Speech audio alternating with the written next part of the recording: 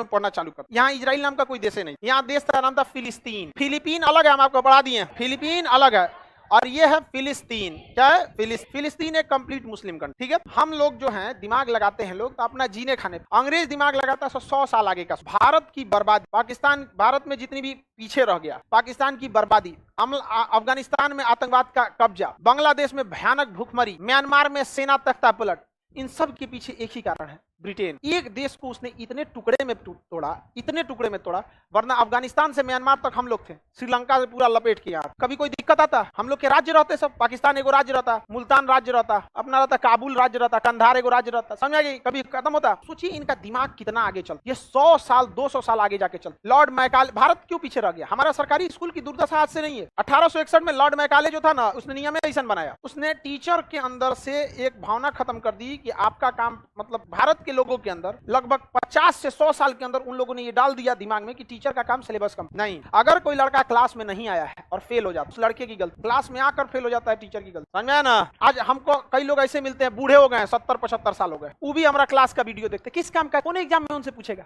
आप लोग तो देखते हैं करंट अफेयर हो गया या सब्जेक्ट से रिलेटेड, उनके कौन एग्जाम में पूछेगा? नहीं ना।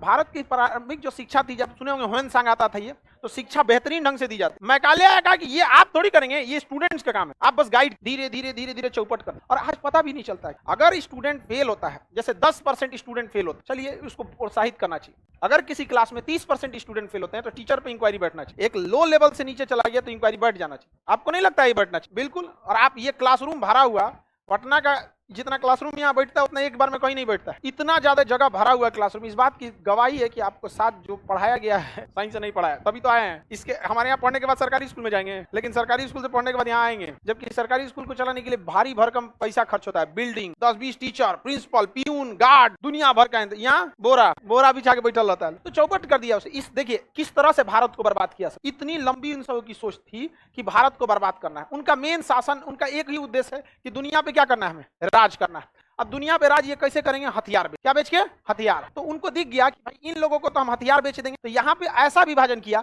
यहाँ मुस्लिम ज्यादा रख दिया, यहाँ तालिबानी हो गए, उनको लड़ना ही ज्यादा था, यहाँ हिंदू बहुल्य ज्यादा है, यहाँ म्यांमार अलग कर दिया, बांग्लादेश अलग कर दिया। अब उसने जब भी दो देश अलग होता है, देखिएगा, दो परिवार जब अलग तो ये ऑटोमेटिक दुश्मनी पे उतर जाता। आपके परिवार को छोड़ के अगर कोई जाएगा ना, तो आपका एक सदस्य कम नहीं हुआ, एक सदस्य तो कम हुआ ही, आपका एक नया दुश्मन भी तैयार हो। ये चीज होता है जब आपसे देश से टूट के कोई दूसरा देश अलग होगा ना, तो एक अलग तो होगा ही, साथ में दुश्मनी भी चालू हो जाती है। यूक्रेन रूस से ही टूटा। धार्मिक मामले में भी आपका धर्म छोड़ के कोई एक व्यक्ति दूसरे धर्म में जाता है ना, तो एक आपका व्यक्ति तो कम हुआ ही, एक नया आपका विरोधी भी तैयार हो जाता। तो ये बात उनको अच्छा से पता था कि ये देश इन लोगों को लगेगा कि केवल एक टुकड़ा है, जबकि हम इन्हें परमानेंट एक दुश्मन दे देंगे। और अगर दुश्मन दे दिए तो ये परमानेंट हथियार बेचेंगे। समझ में आ कि नहीं? अमेरिका पाकिस्तान को बेचता है, ब्रिटेन भारत को बेचेगा। जगुआर ब्रिटेन से, राफेल फ्रांस से, अपाची हेलीकॉप्टर अमेरिका से, सुखोई रूस से, इसके लिए पाकिस्तान और चाइना। अगर पाकिस्तान हमारा रहता ये तो दिक्कत नहीं थी, अफगानिस्तान हमारा रहता कोई दिक्कत नहीं थी। तो हमारा क्या ईरान से तो झगड़े नहीं होता, ईरान से उतना झगड़ा ही नहीं हुआ, क्योंकि शांत स्वभाव का, ईरान से किसी से हुआ भी नहीं। ये तो छोटा झगड़ा करके आजादी पैदा हुआ है, झगड़े करके पैदा हुआ है।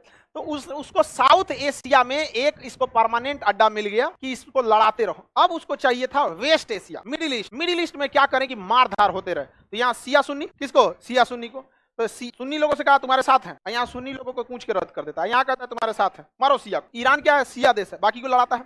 लेकिन इसके दिमाग में आइडिया देखिए, बैकअप प्लान, कि अगर सिया सुन्नी एक हो गया तब किससे लड़ाएंगे? काशी की एक होने ही नहीं देंगे। टीवी पर आप देखिएगा जितने धर्मगुरु को लाते हैं सब मीडिया वाले ना फिक्स रहते हैं, वही लाएंगे। वो ना बहुत ज्यादा पढ़े लिखे रहेंगे, ना कोई प्लान तरीका, ये अंग्रेजों की नीति है।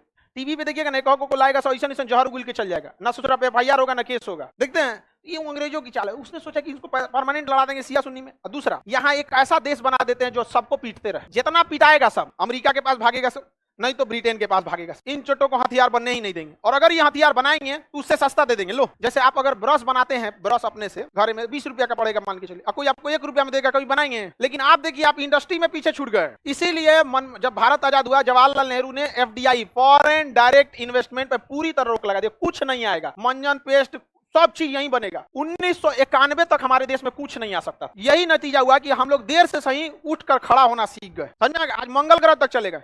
ये नेहरू की बहुत अच्छी नीति थी। लेकिन 1991 में अगर हम लोग विदेशियों को अनुमति नहीं देते तो बहुत पीछे रह जाते। समझ में आ गया कि नहीं आ गया? रेस में आप तब दौड़िए जब चलना सीख जाइए। कोई लड़का चलना ही नहीं सीखा, ओलंपिक के रेस में उतार दिए, कचरा के मर जाएगा। पाकिस्तान की तरफ शुरुआत एफडीआई दे दिया, हम लोग ने दिए नहीं दी। अब ये सब जो थे सब अमेरिका सब किसको आगे बढ़ाए? इजराइल। इजराइल यहूदियों का देश, और यहूदियों का दुनिया में कोई देश नहीं। तो उन्होंने दिमाग लगाया कि जब कोई व्यक्ति युद्ध लड़ता है जीतने के लिए, और कोई व्यक्ति युद्ध लड़ता है अपना अस्तित्व बचाने के लिए, तो हमेशा वही जीतेगा जो अपने अस्तित्व बचाने के लिए लड़ रहा है। समझ आएगी नहीं क्या?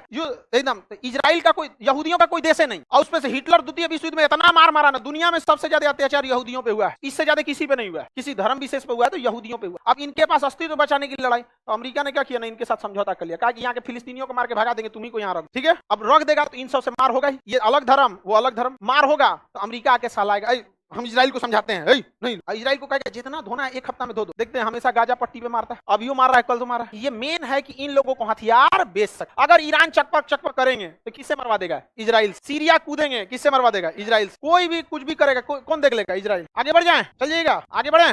किसी को कोई यहां तक में दिक्कत है तो बोलिए। तो बताइए, भारत के विभाजन का मुख्य उद्देश्य लाइफ टाइम के लिए ग्राहक खोजना, इजराइल को प्लांट करने का मुख्य उद्देश्य लाइफ टाइम। अब बताइए, ये है सब अमेरिका और ब्रिटेन के नेता, इतने पढ़े लिखे, और हमारे यहाँ चुनाव कैसे जीतना है। अच्छा, यादव जी का मोहल्ला है, यादव जी के पास, अच्छा ये फलाना का मोहल्ला है, यहाँ चलते हैं। ऐसे जाति धर्म मजहब के नाम पे हम लोग नहीं देखते हैं, बढ़ गए हम लोग यहाँ पे। किसी को दिक्कत, किसी का आता, तो हम लोग का नेता इतना आगे सोच सकता है? सब नहीं सोचता है। और सोचिए कितना आगे तक सोचा है। उनका हथियार बिकता है एशिया में, बाकी कौन हथियार खरीदता? फ्रांस कभी अमेरिका का हथियार खरीदेगा? कभी नहीं खरीदेगा। आगे बढ़ जाएं। मशरूम है सब हम लोग वाला, बिल्कुल मशरूम चोट्टा है सब। ये पूरा का पूरा देश कौन सा था? फिलिस्तीन। कौन सा देश था? फिलिस्तीन। फिलिस्तीन में कौन से धर्म की अधिकता थी? अब देखिए ध्यान से समझिए, द्वितीय मुस्लिम फिलिस्तीन में कंप्लीटली मुस्लिम। ब्रिटेन ने सऊदी से कहा द्वितीय विश्व युद्ध में हमारा साथ दो, फिलिस्तीन तुमको दे देंगे। सऊदी अरब साथ दे दी। मिस्र से कहा कि तुम हमारा साथ दो, तुमको दे देंगे। और फ्रांस से कहा ब्रिटेन की हमारा साथ दो द्वितीय विश्व युद्ध में, फिलिस्तीन तुमको दे देंगे। तीनों से वादा कर दिया, समझ गया। और दुनिया में सबसे ज्यादा दिमाग था यहूदियों के पास, पैसा था यहूदियों के पास। यहूदियों से कहा तुम हमारा साथ दो, तुम्हारे लिए एक अलग देश बना देंगे फिलिस्तीन। समझ रहे हैं? सबसे ब्रिटेन का साथ सऊदी ने भी दिया, मिस्र ने भी दिया, फ्रांस ने भी दिया, यहूदी ने भी दी, इस उम्मीद में फिलिस्तीन। अब फिलिस्तीन के लोगों को पता नहीं है कि हमारा विभाजन होने वाला, उनको पता नहीं है कि हमारे बोली लग चुकी है, बिकेंगे अब हम यहाँ। द्वितीय विश्व युद्ध जब खत्म हुआ तब अमेरिका की जीत हो गई। अमेरिका ब्रिटेन ये सब क्या हो गया? सब जीत गया। सब ये सब प्लान बना के जानते हैं क्या किया? सब यहाँ बम्बार्डमेंट करके मारा, से इतना रद्द करके कि फिलिस्तीन के लोग भाग यहाँ से। यहूदियों को दे दिया टैंक, हथियार, गोला बारूद यहूदियों को, और यहूदियों से कहा मारो जितना मार सकते हो। मारा, फिलिस्तीन के लोगों के लाश बिछा के रख दिया। अमेरिका का क्यों मार रहे हो? समझ में गया? अब मान के चलिए हम ही किसी को अलग में बुला के कह दे कि देख बाहर में हम समझाएंगे लेकिन अंदर से धोते रहना, तो हम बाहर कितनों कहेंगे काय मार रहे हो, तो और मारेगा। समझा? अंदर से यहूदियों को समझा दिया था कि साफ कर देना है फिलिस्तीन वालों की तरफ। हम समझाने आएंगे, ब्रिटेन आ रहा है समझाने, अरे ये गलत है, मानवाधिकार का उल्लंघन है, किसी की जान नहीं ले सकता। अमेरिका का एकदम हत्या कर रहे हैं, ये नहीं है, मुसलमानों पर अत्याचार हम नहीं देख सकते, ये गलत हो रहा है। अरे ससुराल तो ना, ढोलक बना के रखा है, दोनों ओर से पीटता है सब। समझ आएगी नहीं? आ गया? ये लोग को समझे में नहीं आता, समझ आ रहा है कि नहीं आ रहा? अब यहाँ पे पूरा देश कौन था? फिलिस्तीन। कब्जा कौन कर दिया? यहूदी। इसे अंग्रेजी में कहते हैं जीव्स वाले कब्जा कर लिए। अब जीव्स के सामने समस्या थी कि यार किसी न किसी देश में जाओ, किसी न किसी देश में जाओ, वरना इनका यहूदियों का कोई देश ही नहीं था। मराते कहाँ जाते हैं यहाँ पे? तो ये अपने अस्तित्व बचाने की लड़ रहे थे। हथियार अमेरिका, ब्रिटेन, फ्रांस सब मार के धो दिया। इन लोग को लग रहा था कोई इनके लिए बचाने आएगा। यहाँ पे कौन आएगा? भगवान बचाने आता है जी। भगवान को बचाना था तो हाथ पर काट दिया, नहीं समझे? आगे बढ़े। अब यहाँ पर पूरा विभाजन हो गया और अब बीच में चलाया यूएनओ। ये अमेरिका का दलाल है। यूएन जो अमेरिका चाहेगा वही होगा। यूएनओ ने कहा ठीक है हम विभाजन कर देते हैं, ये एरिया दे दिया इस तरह से, कहा कि ये एरिया फिलिस्तीन रहेगा। देखिए ध्यान से देखिए इस चोट्टा, इस तरह किसी देश का विभाजन किया जाता है कि ये क्या रहेगा? फिलिस्तीन। अब बाकी क्या रहेगा? इजराइल। बाकी इजराइल। जानबूझ के प्लानिंग था इन लोग का कि बीच में फिर काट देना, धीरे धीरे बढ़कर खत्म कर देना। इन लोग को बुझाया नहीं। अब 6 गो देश मिलकर, ये 6 गो देश मिलकर, सीरिया, लेबनान, इजराइल, मिस्र, सऊदी अरब, प्लान बनाया सब। नहीं ये गलत है। हालांकि फिलिस्तीन को यूएनओ ने दिया था लगभग 48%, 48% दिया था। कितना परसेंट?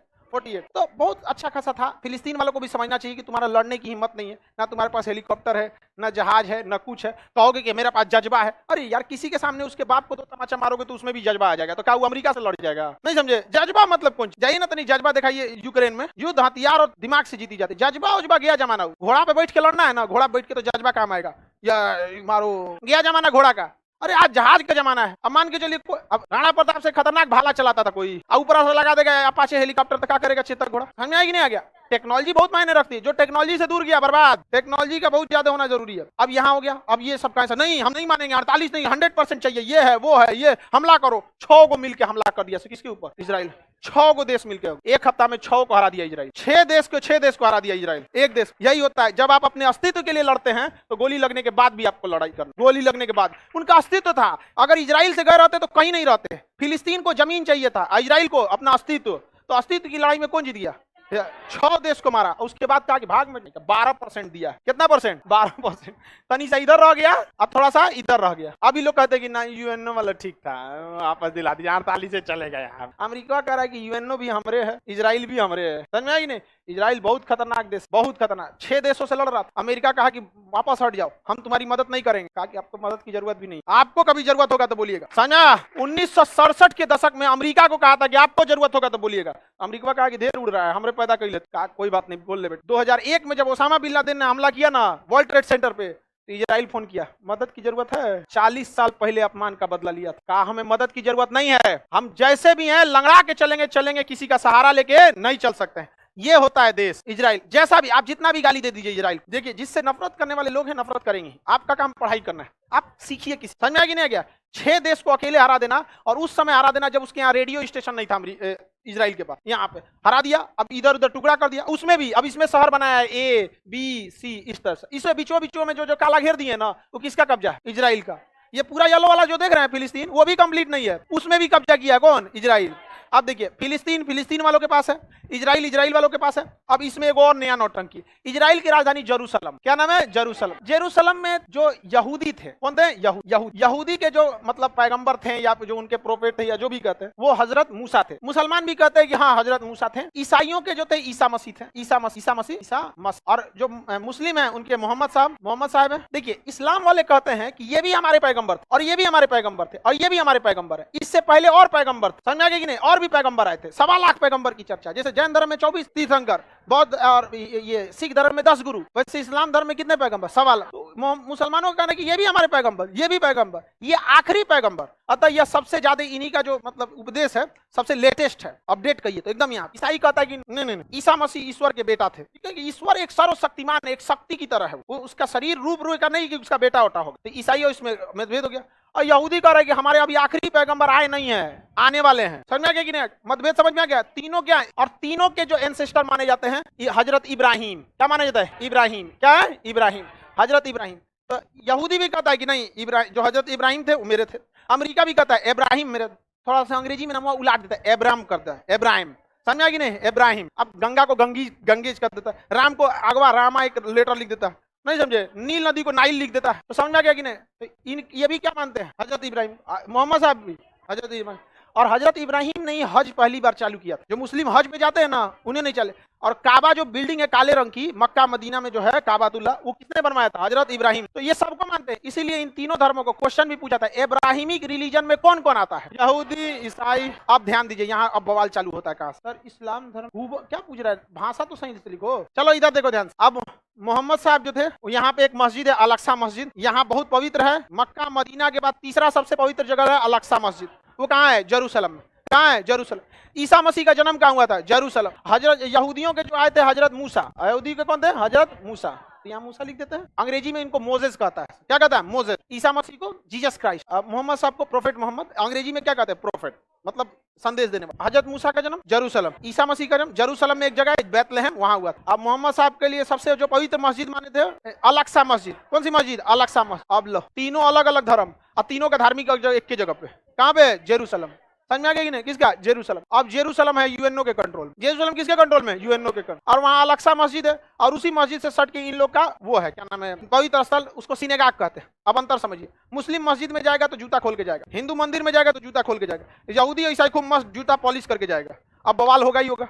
अगर किसी धर्म में कहा है कि जूता खोल के जाना है, एक धर्म में कहा जूता पहन के जाना है, और दोनों को एक जगह जाना है, बवाल तो फिक्स है। समझ में आ गया ना? जेरूसलम में लेके हमेशा बवाल होते रहता है। पवित्र स्थल किसे कहा जाता है? जेरूसलम। पवित्र भूमि जेरूसलम, मार की भूमि बन गई है यहाँ। अब बताइए, यूएनओ के कंट्रोल में है, मतलब इजराइल के कंट्रोल, मतलब अमेरिका के कंट्रोल में। ये यूएनओ चोट्टा कश्मीर मुद्दा आज तक नहीं सुलझा पाया। यूएनओ कश्मीर मुद्दा सुलझा पाया? नहीं सुलझा पाया। ये छोटा क्या सुलझा? तो फंसाने के लिए लाया गया था। अंग्रेजों की चाल है, लड़ेंगे नहीं, दूसरे से लड़ाएंगे हम ही, शांत भी हम ही कराएंगे। क्या कर लीजिएगा? कुछ नहीं कर पाएंगे। तो ये जेरूसलम समझ में आ गया कि नहीं आ गया? किसी को दिक्कत? 3 धर्मों का पवित्र स्थल। हाँ बताइए, फिलिस्तीन तो इतनी समय रह गया। इधर वाला कहलाता है वेस्ट बैंक। इसे क्या कहते हैं? West Bank. ऐसे कहते हैं गाजा पट्टी। क्या कहते हैं? गाजा पट्टी। तो ये जगह गाजा पट्टी अभी मार रहा है ना इजराइल, गाजा पट्टी में मारा है मिसाइल। इजराइल का टारगेट है 2030-35 तक गाजा पट्टी को समेट लेंगे और इसको धीरे धीरे एक गांव करते करते करते करते लगभग 50 सालों में इसको भी खत्म कर। देखिए कितना इन लोग का सोच आगे होता है, धीरे धीरे धीरे धीरे धीरे धीरे। अगर इस हिसाब से हम लोग भी बड़े रहते कि एक गांव कब जाना है तो अब तक पीओके आ गया रहता है, समझ में आ गया। तो हम लोग की सोच थोड़ी वही गांव वाला लाठी निकाल सजुरा हमारा खेत में तोड़ भैंस गई लो मार 4-4। धीरे धीरे अगर हम लोग 4-4 गांव कब जाते रहे तो पाकिस्तान क्या कर लेगा, समझौता पे समझौता। धीरे धीरे यहाँ होगा करना कुछ बिहार रेजिमेंट को भेज, सुनबे नहीं करेगा सर, ये गांव तुम्हारा था, चलो थोड़ा और आगे बढ़ जाता सिख रेजिमेंट को, और उससे जब आती जाए हो तो नागा वाले को भेज, गोरखा एक से एक तो है सब यहाँ पे, राजपूत रेजिमेंट, ग्रेनेडियर, आरआर, राष्ट्रीय राइफल। सबसे बिगड़ल जो होता है राष्ट्रीय राइफल में भेजा जाता है। आर्मी का एक्ट है वो सबसे निर्दयी टाइप का जो रहेगा ना, कहाँ चल जाएगा, आरआर, राष्ट्रीय राइफल, एकदम खतरनाक। कहाँ जाएगा, आरआर में, एकदम जम्मू कश्मीर की पूरी आतंकवादियों से लड़ने की जिम्मेदारी किसकी है, आरआर, राष्ट्रीय राइफल, समझ जाएगा, बड़ी खतरनाक होता है राष्ट्रीय राइफल। आगे बढ़ जाए तो ये कौन सा हो गया, गाजा पट्टी, क्या हो गया, गाजा, और ये हो गया पश्चिम वेस्ट बैंक, और दोनों को मिला देंगे तो फिलिस्तीन, जिसका देश था वो वहीं रह गया। समझ में आ गया कि नहीं, देश किसका था ये, फिलिस्तीन का। अच्छा अब उस समय यूएनओ दिया था तो इन लोग को नहीं बर्दाश्त हो रहा था, इनको लग रहा था इजराइल जीत जाएंगे। कैसे जीतोगी इजराइल, किस तरह से, कुछ होना चाहिए ना, किस तरह से जीतिए, बुर्ज खलीफा गिरा दीजिएगा क्या ऊपर, हथियार के नाम पे कुछ नहीं है, ना ड्रोन है ना। ये मिडिल ईस्ट वाला कुछ नहीं बना पाता है। एगो तुर्की है जो ठीक ठाक है, पूरे मिडिल ईस्ट में 2 शक्तिशाली देश, एक तुर्की और एक ईरान, ये 2 शक्तिशाली हैं। अब बाकी सबके पास तेल है, अल्लाह मेहरबान तो गधा पहलवान, नेचुरल तेल है वहां पे। तेल इतना इंपॉर्टेंट चीज हो गया आजकल की, क्या कहेंगे। अब हम लोग पढ़ते हैं इजराइल के बाद फिलिस्तीन, समझ में आ गया ना, फिलिस्तीन कितने भाग में बढ़ गया, वेस्ट बैंक और गाजा पट्टी, वेस्ट बैंक और, समझ में आ गया नहीं गया। अब फिलिस्तीन की जो राजधानी है रमल्ला, क्या है, रमल्ला, देखिए नक्शा में लिखा होगा, जेरूसलम के ऊपर लिखा होगा रमल्ला, लिखा है रमल्ला, नहीं लिखा है। ऑक्सफोर्ड वाले में दिया ही नहीं होगा, लो तो नक्शा ना, ऑक्सफोर्ड में तो दिया ही नहीं होगा, यहाँ वाला इसमें पूरा अलग से एक नक्शा है। ऑक्सफोर्ड नक्शा आप कोई नहीं खरीदेगा, डिस्टर्ब हो जाता है क्लास, समझ में आ गया नहीं आ गया। ऑक्सफोर्ड में दिया 54 नंबर पेज पे रमल्ला मिल गया बाबू। तो जो ग्रीन कलर वाला है वो क्या है, फिलिस्तीन, ग्रीन कलर वाला। उसके बगल में छोटे छोटे नक्शे दिए होंगे 3 ठो, देखिए पूरा ग्रीन वाला जो है वो क्या था, फिलिस्तीन। इस साइड में देखो ध्यान से, इधर 3 को नक्शा बनाया होगा, इससे बनाया है, पूरा का पूरा ग्रीन वाला क्या था, फिर फिलिस्तीन क्या हो गया, छोटा। अब देखो ग्रीन कितनी सा बच गया, समझ में आ गया कि नहीं आ गया। फिलिस्तीन की राजधानी रमल्ला, ये जगह बोलिए गाजा पट्टी, कौन जगह है, गाजा पट्टी। कोई दिक्कत, बहुत जल्दी गाजा पट्टी पे इजराइल कब्जा कर लेगा। 2005 में ये गाजा पट्टी को इजराइल ने आजाद किया। 2005 तक गाजा पट्टी किसके कंट्रोल में था, इजराइल। जब आप किसी भी देश को अपने देश में शामिल कर लेते हैं ना, उनके नागरिकों को छूट देनी पड़ती। जैसे हम, हमारा मन अरुणाचल प्रदेश में जाए, हमारा मन आंध्र प्रदेश में जाए, पुलिस रोकेगी, काहे को रोकता है भाई। अगर हम मान के चले झारखंड जाते हैं, झारखंड बॉर्डर पे पुलिस जो खड़ी रहेगी, बस गाड़ी चेक करेगी कि शराब का इधर उधर नहीं, या गैर कानूनी काम नहीं, तो अदरवाइज में जाओ, कोई दिक्कत नहीं। तो जब गाजा पट्टी को शामिल कर लिया इजराइल, घूम घूम ना कोना कोना जाके बम फोड़ दिया गाजा पट्टी वाला। काजगिरी भाई सभी के शामिल कोयला में जितना बाबू ना उतना के झुंझुनना, तो वापस कहा कि तुम अलगे रहो। अभी इनको समझ में नहीं आ जाए इजराइल प्लानिंग क्या कर रहा है, यहाँ पहले बाउंड्री मार रहा है, उसके बाद कब्जा कर लेगा। देश मेरा ही, बाउंड्री उस पर रहो, इनको पता नहीं है। हम इजराइल वालों को समझाते हैं तो हमको कहता है कि तुम्हें क्या पता, हम ले लेंगे इजराइल से लड़के। हम ले ले भाई, ले ले ले ले, अजब हाल है। यहाँ फूटने से पहले हर गुल्लक को रखता है कि सब पैसा उसी का है। अब हम क्या कर सकते, कौन चीजें लोगे, लाठी डंडा, समझे में नहीं आता। फिलिस्तीन को क्या करना चाहिए, शांति से सारे देशों के बीच में बैठ के और जितना जगह मिल रहा है उतने ले लेना चाहिए, समझ आएगी नहीं क्या। उसके बाद पढ़ाई लिखाई पे ध्यान देना चाहिए, अगले 100 साल का प्लान लगना चाहिए। वैज्ञानिकों को अलग से पैसा दो, राष्ट्रपति से ज्यादा सैलरी वैज्ञानिक का, मिसाइल बनाए, तोप टैंक सब बनाना चाहिए यहाँ पे। लेकिन ये इतना शर्त रखे हैं सब कि फिलिस्तीन की सेना नहीं रख सकता है, फिलिस्तीन एयरफोर्स नहीं रख सकता, फिलिस्तीन नेवी नहीं रख सकता है, फिलिस्तीन के पास केवल पुलिस रहेगी। अंग्रेजों से ज्यादा दिमाग है नहीं, तो बेटर है कम से कम जीवन तो सुख से जी सकते हैं। लड़के कोई फायदा नहीं होगा, समझ आएगी नहीं गया, लड़के कोई फायदा होगा। अरे भाई आपको ये केवल इजराइल दिख रहा है, ये अपने आप में इतना पावरफुल है। इसके साथ अमेरिका है, ब्रिटेन है, फ्रांस है, यूएनओ है, नाटो सेना है, सब इसी के साथ। इनके साथ कौन आएगा, फिलिस्तीन के साथ। ये सब तो पैसा देके इन सबको अफ्तारी के लिए पैसा भेजता है। रमजान बाद जो अफ्तारी किया जाता है ना, तो यहाँ से चंदा जाता है यहाँ, और लड़ेंगे इजराइल से। हमारी आदत है, हम थोड़ा बात को खड़े बोल देते हैं, और जो फिलिस्तीन समर्थक होंगे उनको बुरा लग जाता है। हमारी भाषा पे मत जाइए, मैसेज पे जाइए, क्या हम कहना चाह रहे हैं। सबके बोलने का टोन अलग अलग होता है। आगे बढ़े, ये गाजा पट्टी समझ में गया। अभी मिसाइल मार रहा है किस पे, गाजा पट्टी। इसका चाल समझिए इजराइल का, यहाँ पर किसी आदमी को बॉर्डर पे खड़ा होकर गरिया देगा, ईंटा चला देगा, एगो गोली चला देगा, उसको लगेगा नहीं, हवा में चला देगा, इसलिए कि तुम एक बार मारो। जैसे एक बार मारेंगे ना 400 मिसाइल मार देगा। ऐसा ऐसा जगह पे मारता है ना, फैक्ट्री मार देगा, पावर प्लांट उड़ा देगा, बिजली घर उड़ा देगा। ऐसा ऐसा जगह मारेगा ना कि 10 साल फिर पीछे चल, फिर बेचारा ठीक ठाक करेगा यहाँ। अब किसी गरीब का झोपड़ी जाके बार बार गिरा दीजिएगा तो जिंदगी में कभी आगे नहीं जाएगा। उससे बेटर है कि आप समझौता करके एक एक कमरा में रह ली, पढ़ाई लिखाई कीजिए, अगले 50 से 100 साल का प्लान बनाइए। जब सुदृढ़ हो जाए तो देख लीजिए यहाँ पे, समझ में आएगी नहीं क्या। हम लोग के समय में था, एक हमारे रिलेटिव में चाचा लगेगा, तो एक बार इसे बोला था देख लेंगे तुमको औकात क्या है तुम्हारी। हम लड़े ही नहीं थे। आज हम बस उनसे मुस्कुरा के मिलते हैं, बस हम ये चाचा बस इतना बोलते हैं कि जानते हैं मेरा याददाश्त बहुत तेज है, अंदर अंदर समझ जाता है कहना क्या चाह रहे हैं। लड़े रहते तो कुछ नहीं कर पाते। आज नापो ससुरे तो नहीं औकात, कैलकुलेटर लेके, ये सब चीजें नहीं करना चाहिए कभी। आप लड़ाई नहीं कीजिए, हमेशा अपने से बलशाली से अगर मिल रहे हैं तो कॉम्प्रोमाइज करके निकलिए, जब तक कि उसके बराबरी नहीं हो जाता। नहीं तो ये तो डेली मार, इसकी स्ट्रेटजी है, एक गोली मारेगा कहेगा गाजा वालों ने मिसाइल मारा, लेकिन फिलिस्तीन का कोई नहीं मारा। अब मारेगा घर द्वार बिल्डिंग हल्का मचा के रख देगा। ना ये ससुर एयरफोर्स रख सकते हैं, ना नेवी रख सकते हैं, ना आर्मी रख सकते हैं, ना एयर डिफेंस रख सकते हैं। हेलीकॉप्टर आराम से घुसता है। और घर जब गिराता है ना, घर तो बता के गिराता है इजराइल कि मोहल्ला नंबर 8 में इनके बगल में जो पीला रंग का मकान है उसको गिरा देंगे। हेलीकॉप्टर उसकी आराम से आती है और बैठ के एकदम परफेक्ट निशाना लगा के बस वही बिल्डिंग में गिराएगा। पता चलेगा क्या था, तो उस बिल्डिंग में स्कूल चलते थे या उस बिल्डिंग में कोई फैक्ट्री थी या कुछ था, बस तबाही। और जब भी ये होगा तो उस देश के लोग विद्रोह करेंगे। ये जानता है कि मारेंगे आज और तुम्हारा आग बबूला होगा ही, और फिर कहेगा कसम खाते हैं हम बदला लेंगे, फिर ये एगो बम फोड़ेंगे, फिर मारे। वो सारा है, समझ रहा है कि नहीं? बच्चों को भी नहीं छोड़ता, नहीं छोड़ता है बाबू। देखिए इजराइल की भी मजबूरी, अगर इजराइल हथियार नहीं उठाएगा तो ये लोग खा जाएंगे इजराइल। 6 देश मिल के आए थे आरती उतारने के लिए, जिंदा जला देते सब इजराइल। छोड़ दीजिएगा ना, जिंदा मार देगा सुबह। मिजाज में कुछ सख्ती भी जरूरी है, लोग पी जाते अगर समंदर खारा ना होता। समझ, हमारा काम दोनों ओर का बताना, हमको कोई मतलब नहीं। हम आपको बस इसलिए बता रहे हैं कि आप लोग भी इस चीज को समझिए। अब खुद सोचिए, इजराइल अगर शांत पड़ जाए तब छोड़ेगा सभी सब। तालिबान वाला चलाएगा, जो अमेरिका को मारते में उसको टाइम नहीं लगाती, इजराइल कौन चाहिए? बस ये ऐसा जगह पे है, यहाँ पे नेवी नहीं रख सकते।